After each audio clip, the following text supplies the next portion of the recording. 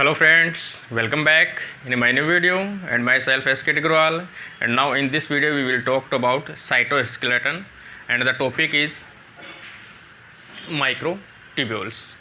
Microtubules से पहले अपन ने दो टॉपिक के बारे में डिस्कस किया था, दो वीडियो बना भी चुके हैं अपन। उससे पहले सबसे पहले अपने साइटोस्केलेटन का इंट्रोडक्शन के साथ में जो माइक्रो फिलामेंट्स हैं उसके बारे में एक वीडियो कंप्लीट किया था। उसके बाद में सेकंड जो वीडियो था वो अपना था इंटरमीडिएट फिलामेंट्स का।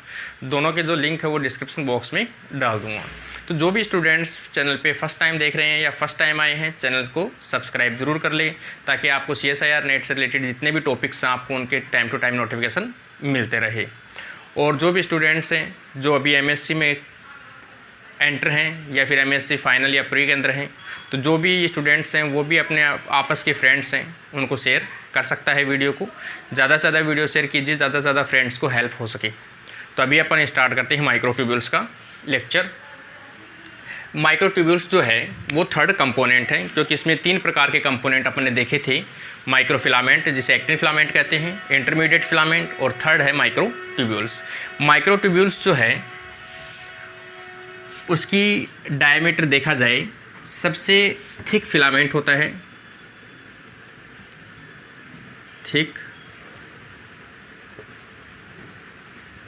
फिलामेंट होता है। इसका डायमीटर अप्रोक्स माना जाता है 24 से 25 या 23 से 25 लिखा होता है, या कई जगह 2327 नैनोमीटर लिखा होता है। और डायरेक्ट अप्रोक्स पूछे तो इसमें 24 या 25 के आसपास इसका एवरेज आता है, तो इसका नैनोमीटर डायमीटर होता है। माइक्रोट्यूब्यूल्स जो हैं वो भी एक सिंपल अपन कहें ट्यूब्यूलिन नामक प्रोटीन से मिलकर बनी होती है। कंपोज्ड किससे बनी होती है? ट्यूब्यूलिन प्रोटीन या ट्यूब्यूलिन ग्लोब्यूलर प्रोटीन से मिलकर बनी होती है। इसमें जो ट्यूब्यूलिन जो है या फिर अपन कहें ट्यूब्यूलिन दो प्रकार के होते हैं, alpha tubulin and beta tubulin. दो प्रकार के सब यूनिट्स होती हैं। या फिर अपन अब बात करें कि ये दोनों सब यूनिट्स जो हैं वो आपस में एक डाइमर बनाते हैं। क्या बनाते हैं? एक डाइमर बनाते हैं। ये दोनों डाइमर जो बनाते हैं वो डाइमर किसके रूप में काम करता है? एक्ट एज ए सब यूनिट के रूप में, या फिर अपन कहें एक मोनोमर के रूप में वर्क करता है। जैसे अपन ने देखा था माइक्रोफिलामेंट्स में जो एक मोनोमर जो था वो क्या था? जी एक्टिन था। तो यहाँ पर जो मोनोमर है वो क्या है? डाइमर है पहले से। जैसे अपन कहें ये अल्फ़ा और ये बीटा, यहाँ पर एक जो डाइमर है वो क्या है? एक मोनोमर या एक सब यूनिट है। ये किसके सब यूनिट है? जो माइक्रोट्यूब्यूल्स है, माइक्रोट्यूब्यूल्स की सबसे स्मॉल सब यूनिट जो है वो कौन सी है? अल्फ़ा बीटा का डाइमर बना हुआ। तो यहाँ पर इसके अलावा ये जो बीटा सब यूनिट है ये एक जीटीपी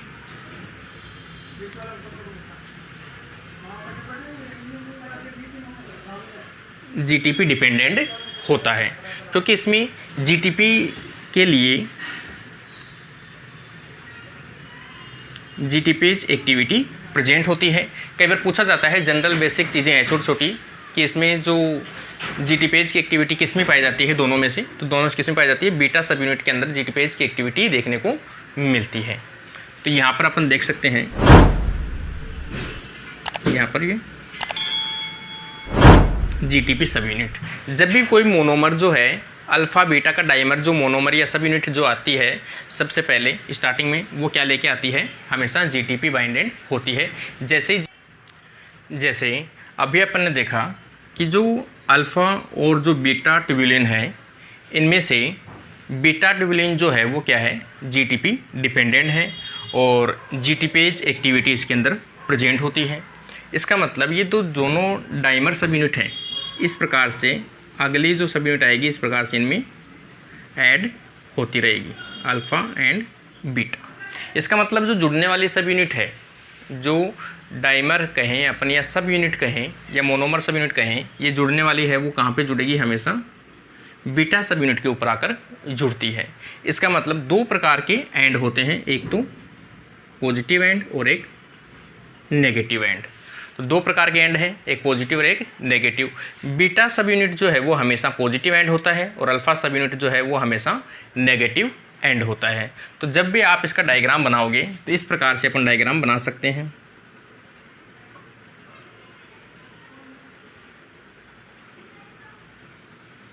इस प्रकार से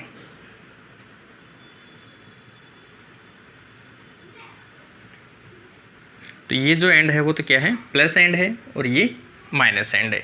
माइनस एंड और प्लस एंड का मतलब है, सीधी सी बात है कि जो बीटा सब यूनिट है उसके ऊपर आने वाला जो भी मोनोमर है या फिर अपन कहें सब यूनिट जो है डाइमर का, वो आके कहाँ पे जुड़ेगा, वो बीटा सब यूनिट के ऊपर आकर जुड़ता है। तो जो बीटा सब यूनिट है वो क्या है, पॉलीमराइजिंग एंड है, जहाँ पर पॉलीमराइजेशन होता है। और जबकि जो अल्फ़ा एंड है वो क्या है, डीपॉलीमराइजेशन एंड है, वहाँ से जो है डाइमर के रूप में या फिर अपन कहें मोनोमर के रूप में वहाँ से क्या है, सब यूनिट निकलती है। तो यहाँ पर दो प्रकार के एंड देखने को मिलेगा, ये डीपोलराइजेशन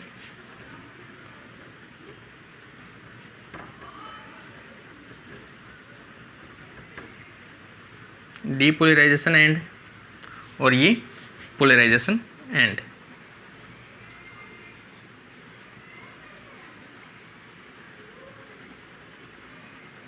ये पोलराइजेशन एंड। इस प्रकार से अपन कह सकते हैं कि इनका जो फॉर्मेशन है माइक्रोट्यूब्यूल्स का वो किससे होता है, ट्यूब्यूलिन से होता है। ट्यूब्यूलिन क्या है, एक ग्लोबुलर प्रोटीन से। ये दो प्रकार की होती हैं, अल्फ़ा ट्यूब्यूलिन और बीटा ट्यूब्यूलिन। जो अल्फ़ा और बीटा जो ट्यूब्यूलिन है वो दोनों आपस में मिलकर क्या बनाती है, एक डाइमर का फॉर्मेशन करती है। और वो जो डाइमर है वो एक्ट एज एक सब यूनिट के रूप में वर्क करती है। तो ये जो डाइमर है ये आपस में जुड़ते जाते हैं। हमेशा इनमें जो जीटीपी डिपेंडेंट होते हैं, इनमें से बीटा सब यूनिट है वो जीटीपी डिपेंडेंट होती है, जीटीपी को हाइड्रोलाइसिस करती है और जीडीपी में कन्वर्ट होती है। तो यहाँ पर अपन कह सकते हैं कि ये जो स्ट्रक्चर है ये जीडीपी है।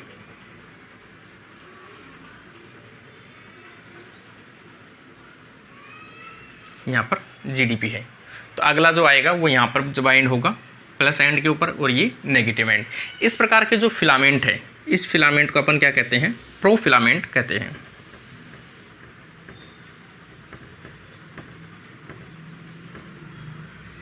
इस प्रकार से अल्फा और बीटा ट्यूब्यूलिन से बने एक लॉन्ग फिलामेंट, उस लॉन्ग फिलामेंट को अपन क्या कहते हैं, प्रोफिलामेंट कहते हैं। ये जो प्रोफिलामेंट हैं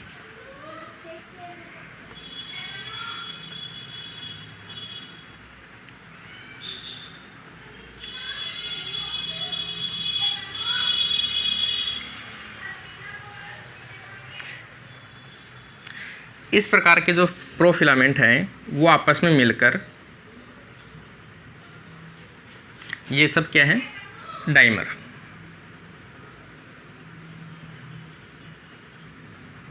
ये सब डाइमर है। इस प्रकार के 13 प्रोफिलामेंट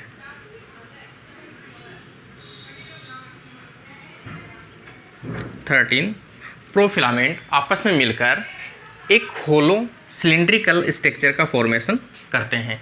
तो अपन कह सकते हैं इसमें 13 प्रोफिलामेंट है। जैसे अपन देखिए यहाँ पर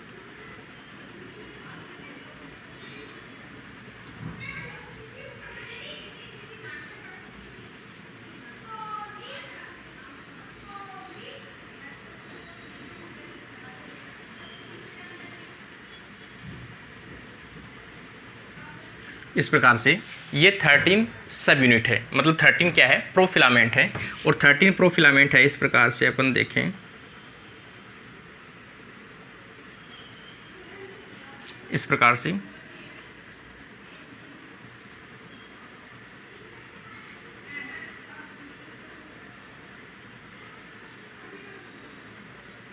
थर्टीन प्रोफिलामेंट आपस में मिलकर सभी फिलामेंट्स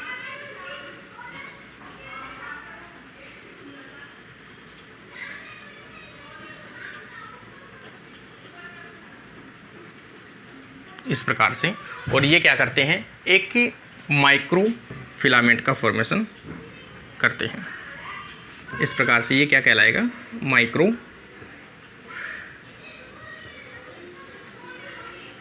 या फिर माइक्रो ट्यूब्यूल्स, मतलब माइक्रो ट्यूब्यूल्स कहलाता है। इसका अंदर से डायमीटर देखा जाए यहाँ से 11 से 15 नैनोमीटर होता है, और बाहर से मैंने आपको बताया भी था, यहाँ से अगर इसका डायमीटर मापा जाए 23 से 27 नैनोमीटर, ये इसका डायमीटर होता है। और थिक फिलामेंट होता है, इसका एवरेज डायमीटर अगर देखा जाए तो 25 नैनोमीटर के आसपास इनका फिलामेंट का डायमीटर होता है। तो ये इसका डायमीटर है।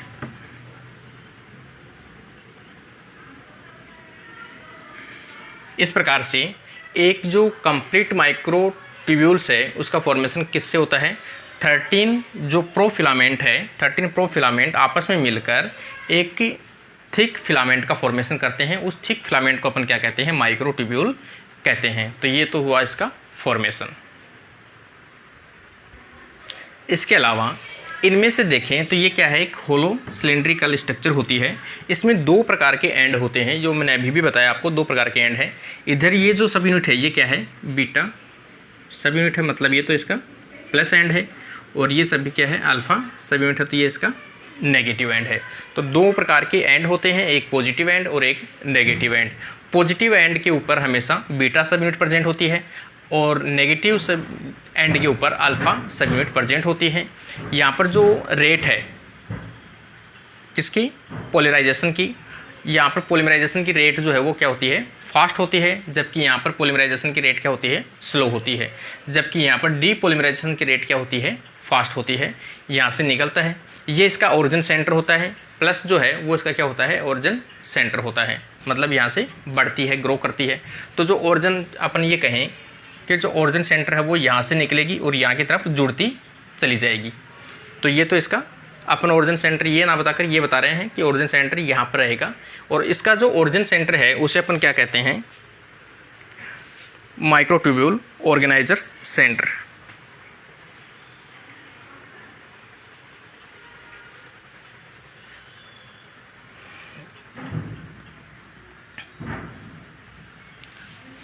यहाँ पर लिख सकते हैं माइक्रो ट्यूब्यूल ऑर्गेनाइजर सेंटर। ये इसका सेंटर है। ये सेंटर में तो हमेशा इसका नेगेटिव एंड प्रेजेंट होता है, और यहाँ से निकलने वाला जो एंड है वो हमेशा पॉजिटिव एंड होता है।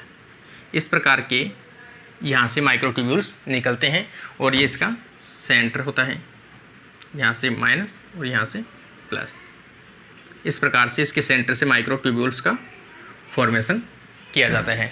माइक्रोट्यूब्यूल्स को अपने देखने को मिलेगा जो स्पाइंडल फाइबर्स है सेल डिवीजन के दौरान, मियोसिस और माइटोसिस के दौरान। तो वहाँ पर अपन देखेंगे कि जो स्पाइंडल फाइबर्स है वो किसके बने होते हैं, माइक्रोट्यूब्यूल्स के बने होते हैं। आगे अपन देखते हैं। इसके अलावा अपन देखें कि इसमें एक एक्स्ट्रा ट्यूब्यूलिन गामा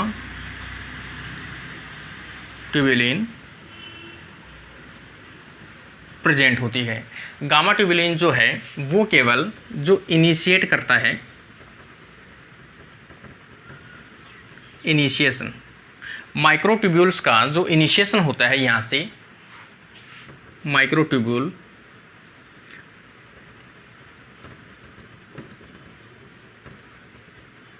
माइक्रोट्यूब्यूल के स्टार्ट करने के लिए गामा ट्यूब्यूलिन की आवश्यकता पड़ती है। तो अपन कहें कि जब माइक्रोट्यूब्यूल्स का फॉर्मेशन स्टार्ट होता है तो माइक्रोट्यूब्यूल का जो इनिशियल रीजन है उस इनिशियल रीजन में कौन सी ट्यूब्यूलिन प्रेजेंट होती है या इसके स्टार्ट करने के लिए रेस्पॉन्सिबल होती है, तो सबसे स्टार्ट करने के लिए कौन सी होती है, गामा ट्यूब्यूलिन प्रेजेंट होती है। तो कई बार ऐसे कहते भी हैं अपनी जो एनिमल सेल्स हैं,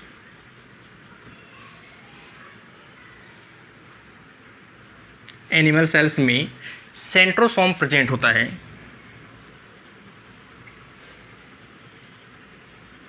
सेंट्रोसोम प्रेजेंट होता है जहाँ से क्या निकलते हैं, माइक्रोट्यूब्यूल्स का फॉर्मेशन किया जाता है। एक कंडीशन ऐसी आती है अगर सेंट्रोसोम को रिमूव कर दिया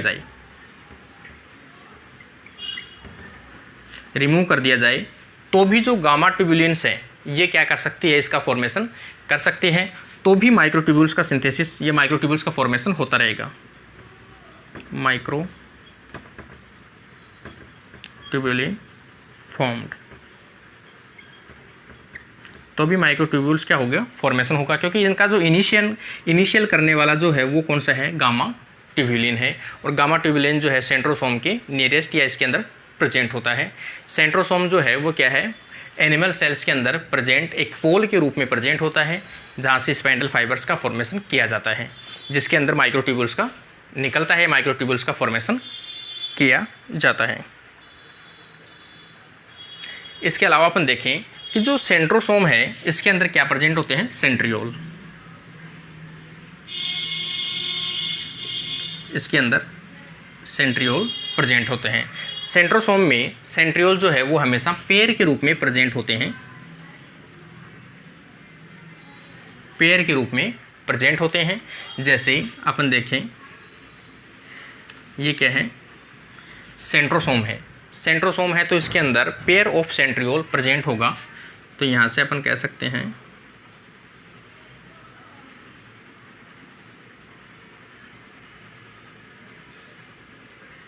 इस प्रकार से ये जो सेंट्रियोल है वो हमेशा 90 डिग्री के ऊपर क्या होते हैं, प्रेजेंट होते हैं या उपस्थित होते हैं। तो यहाँ पर इस प्रकार से सेंट्रोसोम के अंदर सेंट्रियोल प्रेजेंट होते हैं और इनसे माइक्रोट्यूब्यूल्स निकलती है। जबकि सेंट्रोसोम जो है या सेंट्रियोल जो है वो प्लांट सेल में एब्सेंट होता है, प्लांट सेल में एब्सेंट होता है। केवल एनिमल सेल का एक कैरेक्टर है सेंट्रियोसोम या सेंट्रियोल, तो ये प्लांट सेल में कंप्लीटली एब्सेंट होती है। प्लांट सेल में इनकी जगह के ऊपर एक ट्रम पाया जाता है, उस ट्रम को अपन कहते हैं पोल। पोल एक स्ट्रक्चर होती है जिसके अंदर माइक्रोट्यूब्यूल का ओरिजिन सेंटर प्रेजेंट होता है और उसी से माइक्रोट्यूब्यूल्स का क्या होता है, फॉर्मेशन होता है। माइक्रोट्यूब्यूल्स का फॉर्मेशन उसमें भी होता है, स्पाइंडल फाइबर उसमें भी बनती है, लेकिन वहाँ पर सेंट्रोसोम टर्म यूज में ना आकर वहाँ पर क्या यूज में आता है, पोल टर्म यूज में लेते हैं। तो इस प्रकार से इनका अरेंजमेंट देखने को, जैसे अपन ने अभी देखा कि जो माइक्रोट्यूब्यूल है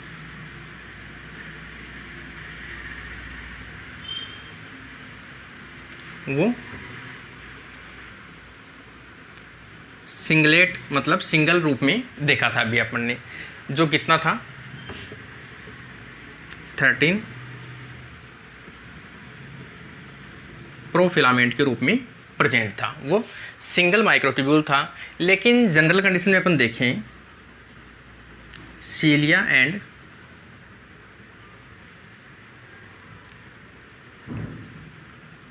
फ्लेजिला, इनके अंदर देखें तो डबलेट माइक्रोट्यूब्यूल प्रेजेंट होती है।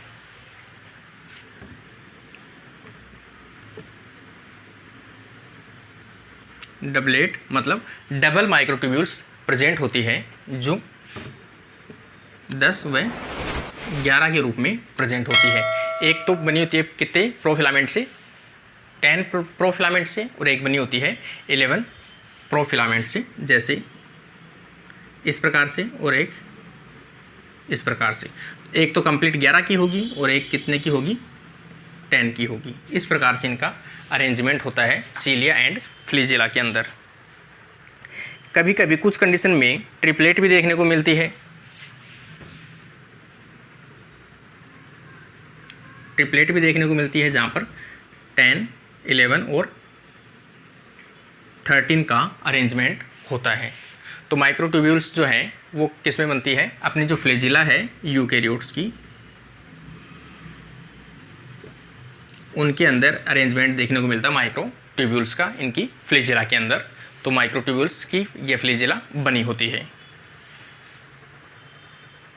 माइक्रोट्यूब्यूल्स के साथ कुछ मोटर प्रोटीन्स आकर बाइंड होती हैं।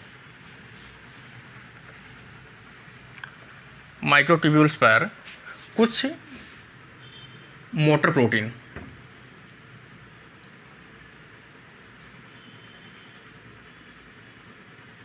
प्रोटीन्स बाइंड होती है और इनके ऊपर क्या करती है, वो मूवमेंट शो करती है। तो ऐसी जो मोटर प्रोटीन्स हैं, जैसे एग्जाम्पल अपन देखें कि माइक्रोट्यूब्यूल्स के ऊपर मूवमेंट करने वाली मोटर प्रोटीन्स जो हैं, काइनेसिन,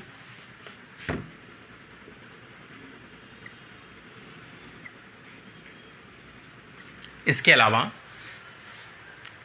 डायनिन या डाइन्स, ये माइक्रोट्यूब्यूल्स प्रेजेंट होती हैं। इसके अलावा अपन देखें जो इनके भी टाइप है डायनिन्स की, इसके काइनेसिन की फर्स्ट व सेकंड।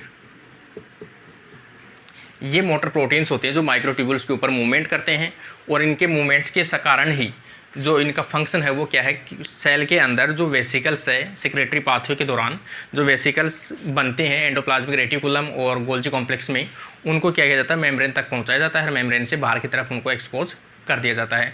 तो जो सेक्रेटरी वेसिकल्स है उनका मूवमेंट करवाना, इसके अलावा सेल के अंदर जितने भी सेल ऑर्गेनल्स हैं उनका मूवमेंट करवाने के लिए भी रेस्पॉन्सिबल कौन से मोटर प्रोटीन्स होती हैं, काइनेसिन और डायनिन। ये जो होती हैं ये मोटर प्रोटीन किन के ऊपर मूवमेंट करती हैं, ये हमेशा माइक्रोट्यूब्यूल्स के ऊपर मूवमेंट करती है। और माइक्रोट्यूब्यूल्स एक्ट एज एक ट्रैक के रूप में वर्क करता है।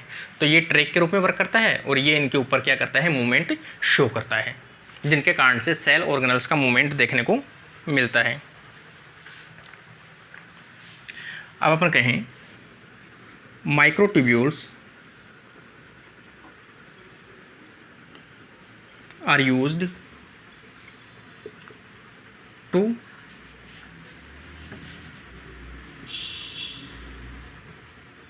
transport of cell organelles and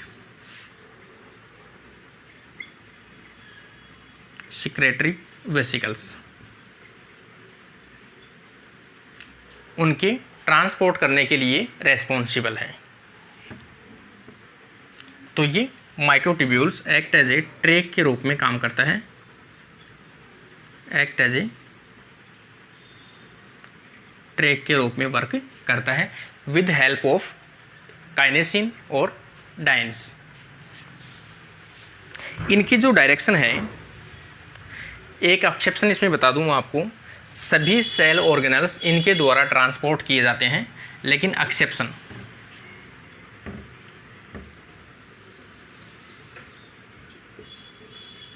chloroplast,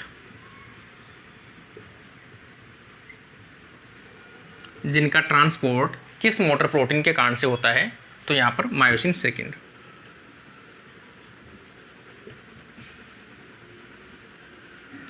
जितने भी सेल ऑर्गेनल्स हैं उन सबका ट्रांसपोर्ट किन से होता है, काइनेसिन और डाइन्स के द्वारा होता है, लेकिन एक्सेप्शन क्लोरोप्लास्ट है जिनका ट्रांसपोर्ट मायोसिन सेकेंड के द्वारा होता है। CSIR में काफ़ी बार एग्जाम में पूछा गया क्वेश्चन है कि क्लोरोप्लास्ट का जो मूवमेंट है वो किसके कारण से होता है, तो कौन सी मोटर प्रोटीन यूज में आती है, तो कौन सी आती है, मायोसिन सेकेंड जो मोटर प्रोटीन है वो यूज में आती है। और जितने भी किसी भी सेल ऑर्गेनल का पूछा जाए तो हमेशा ये दोनों मोटर प्रोटीन्स यूज में आएगी, तो ये इसका एक्सेप्शन रहेगा।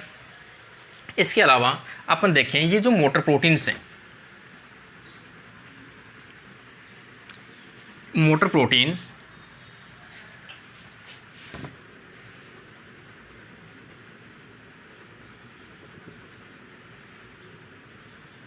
ये हमेशा किसकी बनी होती है, वैसे देखा जाए तो ये हमेशा 2 heavy chain and 4 light chain से बनी होती है। इसके अलावा इनके अंदर एक तो टेल होता है और एक हेड पोर्शन होता है। इसके अलावा जो हेड पोर्शन है उसमें क्या पाया जाता है, पावर ऑफ स्ट्रोक या फिर एटीपेज एक्टिविटी प्रेजेंट होती है, जिसके कारण से वो एटीपी को यूज में लेते हैं। इनकी जो डायरेक्शन है मोटर प्रोटीन की, इन माइक्रोट्यूब्यूल्स के ऊपर जो मूवमेंट करते हैं ये क्या है, माइक्रोट्यूब्यूल्स है। और माइक्रोट्यूब्यूल्स के ऊपर हमेशा इनका जो मूवमेंट है वो किस साइड में होता है, प्लस से नेगेटिव की ओर होता है। जैसे ये प्लस है और ये नेगेटिव है। डायरेक्शन, मूवमेंट का जो डायरेक्शन होता है वो हमेशा कैसा होता है, प्लस टू नेगेटिव की ओर होता है। तो यहाँ पर प्लस है, यहाँ पर नेगेटिव है। अगर यहाँ पर अपन दिखाएं इस प्रकार से इनका मूवमेंट जो है वो इस डायरेक्शन में हो रहा है, पॉजिटिव से नेगेटिव की ओर। हमेशा आपको याद रखना है कि इनका जो मूवमेंट है वो हमेशा किस डायरेक्शन में होता है। जो मोटर प्रोटीन है माइक्रोट्यूब्यूल्स के ऊपर मूवमेंट करती है, तो मूवमेंट हमेशा किस साइड में करती है, पॉजिटिव से नेगेटिव की ओर मूवमेंट करती है। उसी के साथ साथ जो सेल ऑर्गेनल्स हैं वो भी कहाँ होते हैं, पॉजिटिव से नेगेटिव की ओर ट्रांसपोर्ट होते हैं, या वेसिकल्स का फॉर्मेशन मतलब या वेसिकल्स का भी ट्रांसपोर्ट होता है वो हमेशा पॉजिटिव से नेगेटिव की ओर होता है। लेकिन इसमें अगर एक्सेप्शन अपन देखें,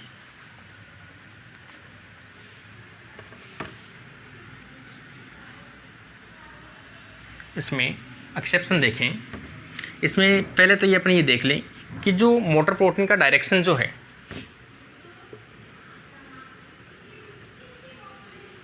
डायरेक्शन हमेशा पॉजिटिव टू नेगेटिव होता है, जिसके एग्जाम्पल आ जाएंगे काइनेसिन और डाइन्स। लेकिन इसमें कौन सा एग्जाम्पल आ जाएगा, ये एग्जाम्पल आ जाएंगे इसके। इनका दोनों का जो मूवमेंट है वो हमेशा किस साइड में होता है, पॉजिटिव से नेगेटिव की ओर मूवमेंट होता है। लेकिन जो एक्सेप्शन है, जिनका मूवमेंट नेगेटिव से पॉजिटिव की ओर होता है, तो वो आ जाएगा काइनेसिन फर्स्ट।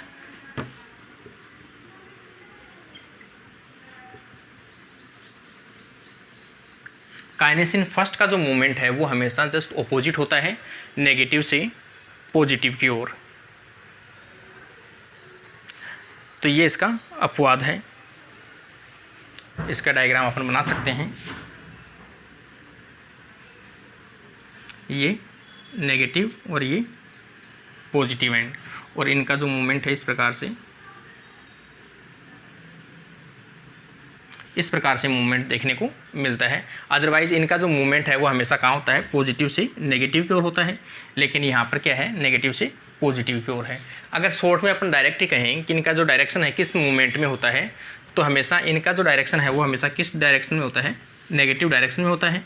लेकिन इसका डायरेक्शन कहाँ से होता है, पॉजिटिव डायरेक्शन में होता है। तो ये भी इसके याद रखने वाली चीज़ें हैं। आगे अपन देखें, जैसे आगे अपन इसका फंक्शन देखें, माइक्रोट्यूब्यूल्स का जो फंक्शन है वो क्या क्या है।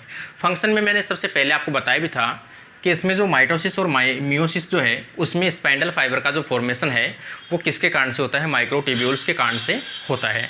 माइक्रोट्यूब्यूल्स का जो ओरिजिन है वो कहाँ पे होता है, सेंट्रोसोम में होता है। सेंट्रोसोम में प्रेजेंट होते हैं सेंट्रियोल, और सेंट्रियोल जो है जैसे ही सेल डिवीजन होती है, या मतलब अपन कहें जैसे क्रोमोसोम सेपरेट होता है उससे पहले दोनों पोल के ऊपर सेंट्रियोल जो है वो जाकर अरेंज हो जाते हैं, और सेंट्रियोल से क्या निकलते हैं, माइक्रोट्यूब्यूल्स या स्पाइंडल फाइबर्स निकलते हैं।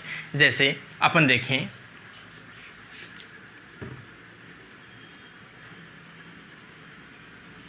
इस प्रकार सेल है,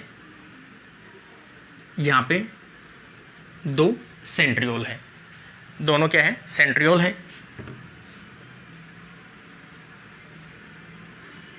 सेंट्रियोल में यहाँ पे क्या प्रेजेंट है, जो इनका माइक्रोट्यूब्यूल का जो ओरिजिन सेंटर है, microtubule origin centre, microtubule origin centre present है।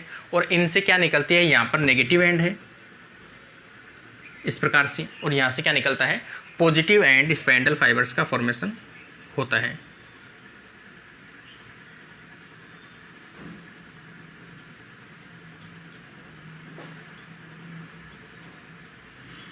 इस प्रकार से पॉजिटिव एंड की ओर इनका फॉर्मेशन होता है।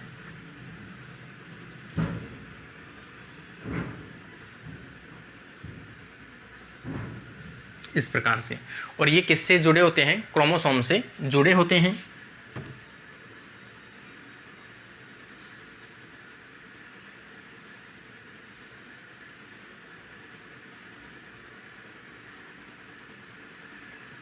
इस प्रकार से ये यहाँ पर आकर जुड़ते हैं क्रोमोसोम से, और क्रोमोसोम को क्या करते हैं, सेंट्रोमियर से सेपरेट करते हैं। तो इसका मतलब अपन एक डायग्राम देखें जिसमें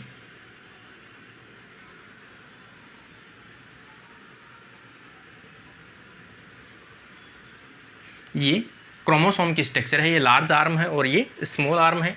ये क्या है,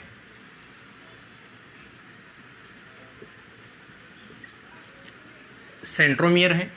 सेंट्रोमियर से यहाँ पे प्रेजेंट है, यहाँ पे क्या प्रेजेंट है, जो सेंट्रोसोम, यहाँ पर अपन कह सकते हैं microtubule origin centre, microtubule origin centre. यहाँ पे नेगेटिव एंड है और यहाँ पर कौन सी ट्यूब्यूलिन है, गामा ट्यूब्यूलिन है। यहाँ से जो एंड निकलेंगे इस प्रकार से निकलेंगे, ये तो नेगेटिव एंड और ये पॉजिटिव एंड, ये क्या रहेगी, माइक्रोट्यूब्यूल।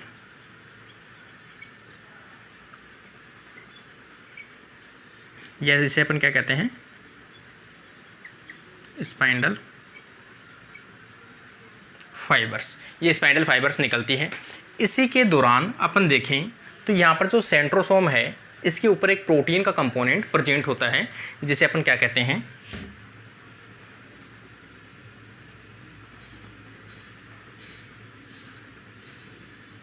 काइनेटोकोर प्रोटीन कहते हैं।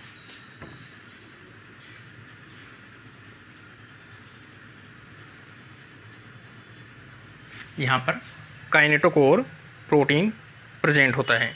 तो ये काइनेटोकोर जो हैं ये इस प्रकार से हैं।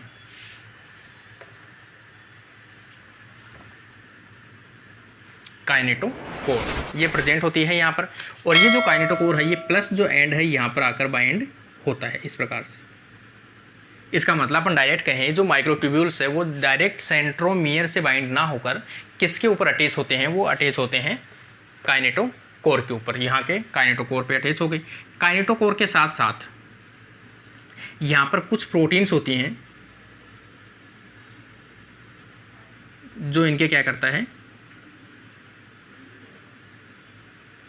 मूवमेंट कराने के लिए रेस्पॉन्सिबल है या इनके ऊपर कॉन्ट्रैक्ट करने के लिए रेस्पॉन्सिबल है। तो ये क्या है, मोटर प्रोटीन्स हैं।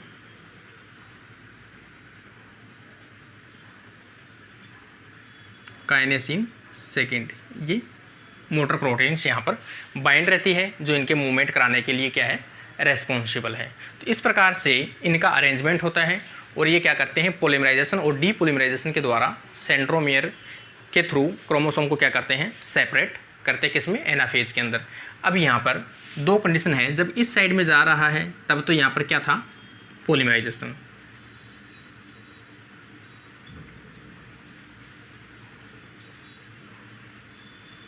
ये तो क्या था, पॉलीमराइजेशन। अब यहाँ पर जो नेगेटिव एंड है यहाँ पर क्या होगा, जैसे ही क्रोमोसोम पे बाइंड होगा तो यहाँ पर डीपॉलीमराइजेशन स्टार्ट हो जाएगा।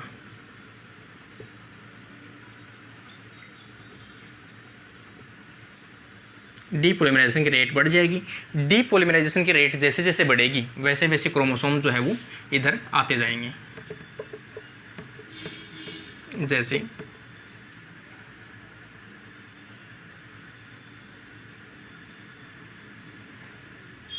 इस प्रकार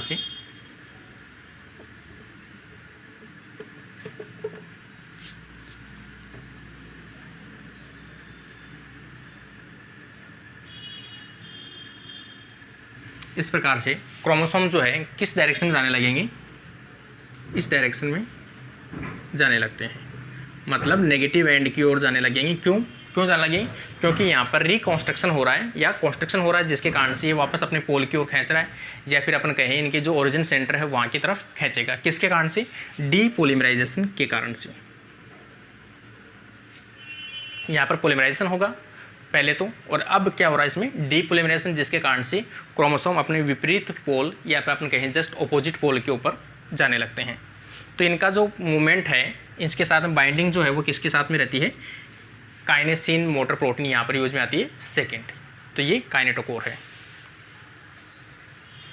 इसके अलावा इसमें मैंने आपको बताया भी था कि अगर मोटर प्रोटीन बाइंड होगी तो यहाँ पर क्या बाइंड होगा? एटीपी एक्टिविटी प्रेजेंट होगी। इसमें एटीपेज एक्टिविटी प्रेजेंट होती है, इसका मतलब ये एटीपी से बाइंड होता है। सेकेंड फंक्शन देखें। इसके अलावा सेकेंड फंक्शन अपन देखें तो ये किसके रूप में काम आता है?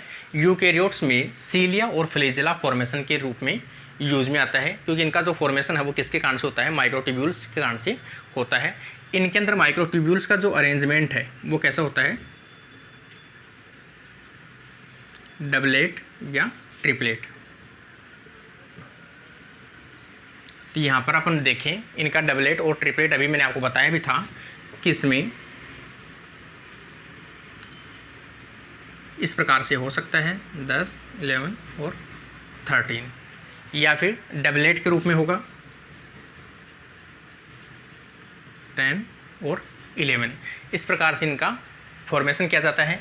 ये ट्यूबुलिन है और सेंड, इसका मतलब अपन देखें नॉर्मली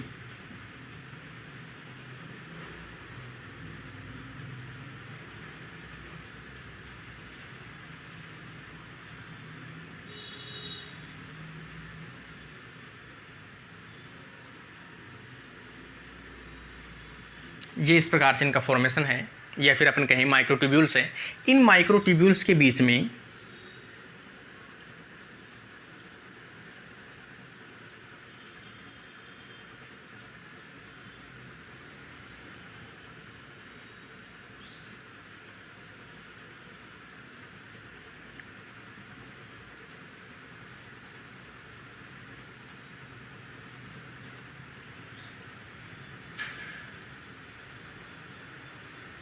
इनमें बीच बीच में मोटर प्रोटीन्स लगी होती हैं। ये मोटर प्रोटीन्स लगी होती है, जिनके कारण से इनके अंदर क्या होता है? मूवमेंट देखने को मिलता है। वो किसके लिए रेस्पॉन्सिबल है? मूवमेंट के लिए रेस्पॉन्सिबल है, क्योंकि मोटर प्रोटीन जो है इनके ऊपर क्या करती है? मूवमेंट शो करती है। इसके अलावा अपन देखें इसके अंदर जो यूकैरियोट्स की सीलिया या फ्लैजिला है, इनमें रोटेशन नहीं होता। रोटेशन का जो करेक्टर है वो हमेशा किसका होता है? प्रोकैरियोट्स का होता है। प्रोकैरियोट्स में फ्लैजिला है वो रोटेट करती है, जबकि इसमें रोटेशन नहीं देखने को मिलता है। प्रोकैरियोट्स में इनका जो रोटेशन है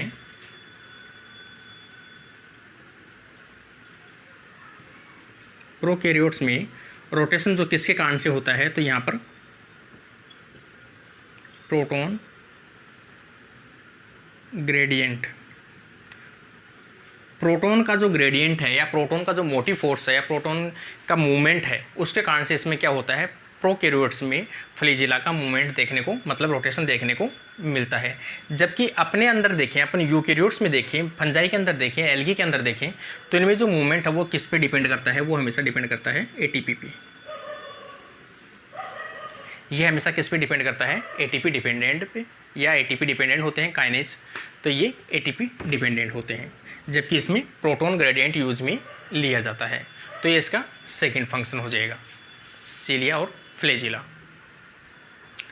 नेक्स्ट फंक्शन देखें, transport of cell organelles and vesicles. इनका जो मेन फंक्शन है मैंने आपको बताया भी था, with help of motor proteins, micro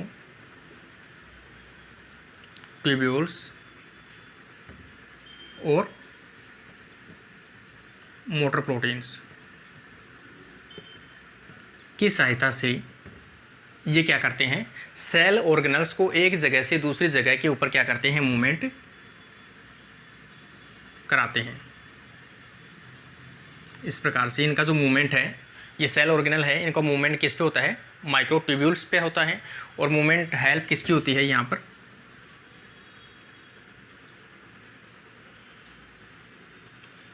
motor proteins की सहायता से किया जाता है। इसी प्रकार से जो सिक्रेटरी वेसिकल्स है,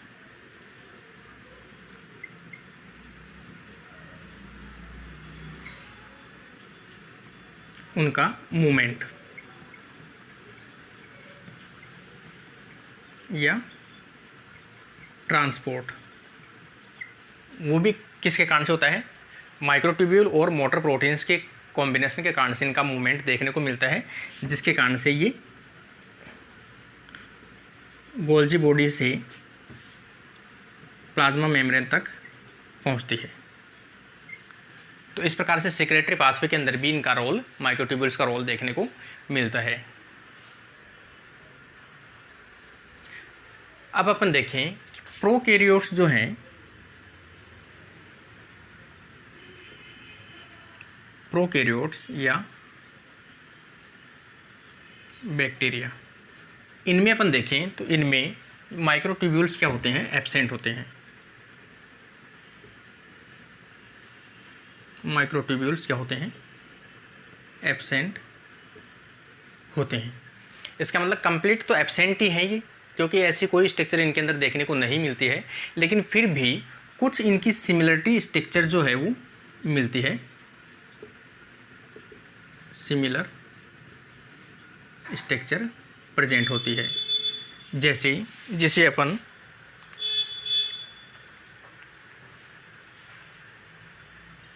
FTSZ प्रोटीन के नाम से जानते हैं। ये जो है वो किसके सिमिलर है, माइक्रोट्यूब्यूल के सिमिलर है या ट्यूब्यूलिन प्रोटीन के सिमिलर है, ट्यूब्यूलिन प्रोटीन के सिमिलर स्ट्रक्चर होती है, जो उस सेल की शेप को बनाए रखने के लिए रेस्पॉन्सिबल होती है।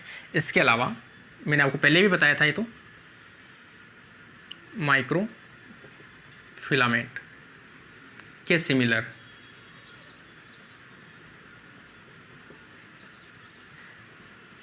जिसे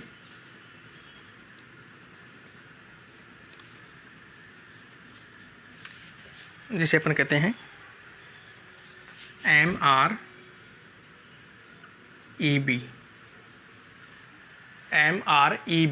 ये act as a microfilament की सिमिलर होती है, जबकि FTSZ माइक्रोट्यूब्यूल के सिमिलर स्ट्रक्चर प्रेजेंट होती है, जो किसमें है, बैक्टीरिया के अंदर प्रेजेंट होती है। तो यहाँ पर अगर अपन जैसे डायग्राम देखें,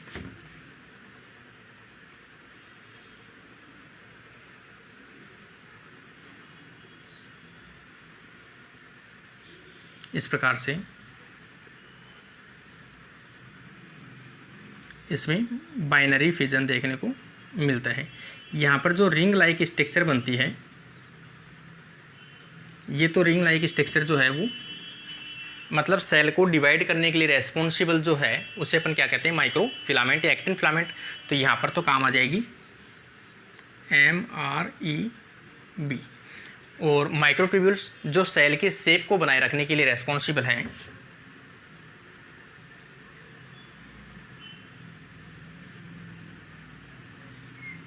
इस प्रकार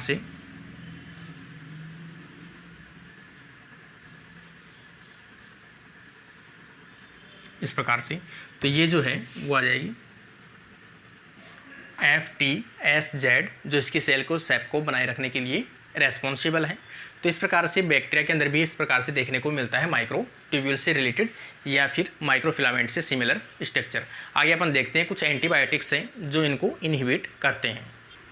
जैसे कुछ एंटीबायोटिक्स देखें अपन, जैसे नोकडाजोल है, विनक्रिस्टिन है और विनब्लास्टिन है, विनक्रिस्टिन और विनब्लास्टिन, इसके अलावा कोल्चिसिन। ये सभी क्या करते हैं, पॉलीमराइजेशन को इनहिबिट करते हैं,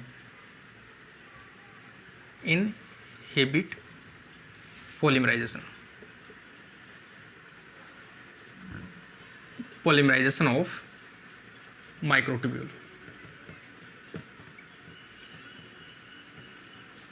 माइक्रोट्यूब्यूल की पॉलीमराइजेशन को क्या करते हैं, ये ब्लॉक करते हैं।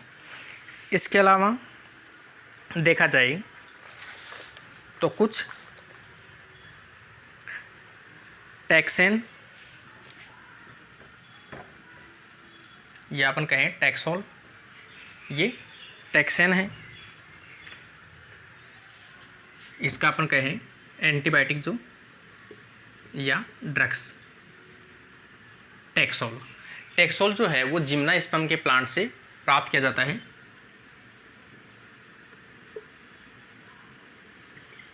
जिम्नो प्लांट से प्राप्त किया जाने वाला एक ड्रग्स है जो क्या करता है, टैक्सोल को अपन कह भी सकते हैं पैक्लीटैक्सेल।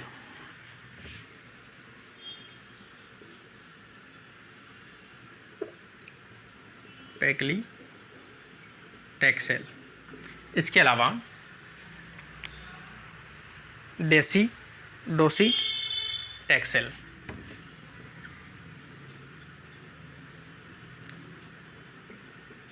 डोसीटैक्सेल, ये जो इनकी ड्रग्स हैं ये भी क्या करती हैं, इनको इनहिबिट करती है या इनकी फॉर्मेशन को ब्लॉक करती हैं।